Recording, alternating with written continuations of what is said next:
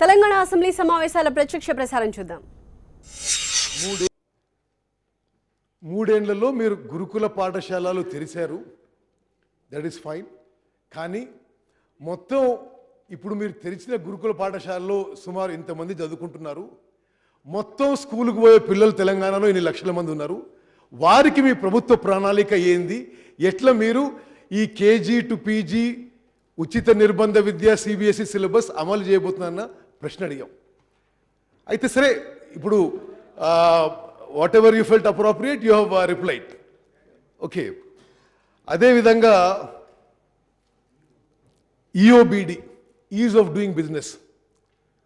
అధ్యక్ష, I'm well aware what is is of doing business and what is the ranking. నేను అన్న విషయం ఏంటంటే, మీరు హౌస్లో లేరు, మరి మీకు ఎవరు బ్రీఫింగ్ ఇచ్చారు? ఈజ్ ఆఫ్ డూయింగ్ బిజినెస్లో you may have got number 1 rank, but that is only a procedure, a process. This ease of doing business is a process set by the Ministry of Commerce and Industry, in which our government may have got number 1. We are quite happy. No, ease of doing business lo number 1 కానట్టుగా నేను చెప్పినట్టుగా ముఖ్యమంత్రి అన్నారు. నేను అనే clarification kindly sir. అయితే అదే department of industrial policy and promotion, which also is overseeing the ease of doing business, has given వాళ్ళ వెబ్సైట్లోనే 2014, 2015, 2016, 2017లో ఈ భారతదేశంలో ఏ రాష్ట్రంలోకి ఇండస్ట్రియల్ పెట్టుబడుల కోసం ఎవరెవరు ఐఎం సైన్ చేశారో ఇచ్చారు. దాంట్లో తెలంగాణ నెంబర్ 6లో ఉంది అని అంకెలతో సహా తెలియజేయడం జరిగింది.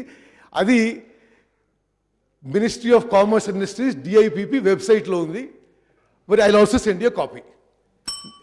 Telangana is put sir clarifications కదా సార్, క్లారిఫికేషన్స్ కూడా స్పీచెస్ లాగా ప్లీజ్ సార్ దయచేసి. అదే విధంగా టు ఇంపార్టెంట్ మీకు ఏమైనా అదే విధంగా కోసం క్లారిఫికేషన్ అవసరం ఉంటే అడగాలి.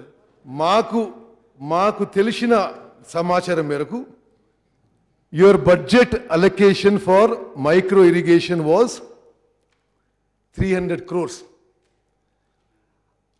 కానీ 300 crores చాలా తక్కువ పర్సంటేజ్ ఖర్చు అయింది చెప్పి మాకున్న సమాచారం.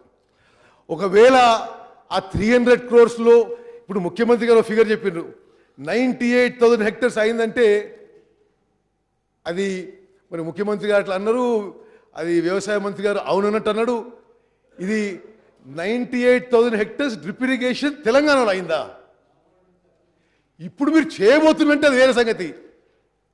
So 98,000 hectares, how does that figure come now? Laxman గారు,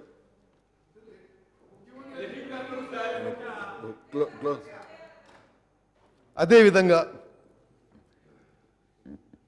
supply of demand and supply of power. అధ్యక్ష, మొత్తం భారతదేశంలో 2013 వరకు ఆ లాస్ట్ 2 yearsలో ఒక సీరియస్ పవర్ క్రైసిస్ ఉండింది. Beside local factors, they were national factors, they were global factors.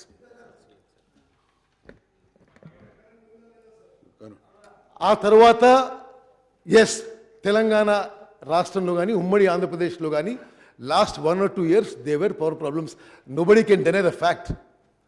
కానీ ఒక విషయం మరి ఆశ్చర్యకరం ఏంటంటే, సింగరేణి కాలరీస్ 1200 megawatts పెట్టి ఇప్పుడు ప్రారంభమైంది. కాంగ్రెస్ పార్టీ హయాంలో కాంగ్రెస్ ప్రభుత్వంలో పని మొదలైంది.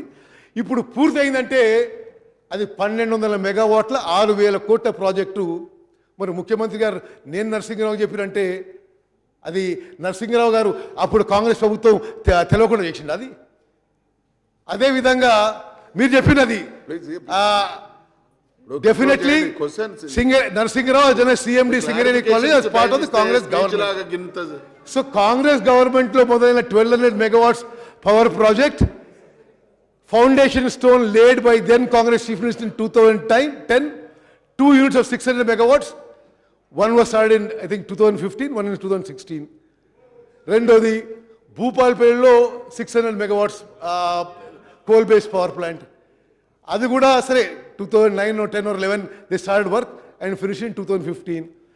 కాంగ్రెస్ ప్రభుత్వంలో ఉన్నప్పుడు 1800 మెగావాట్ల పవర్ ప్రాజెక్టులు అయితే అప్పుడు మొదలుపెట్టినరు, ఇప్పుడు పూర్తయినాయి.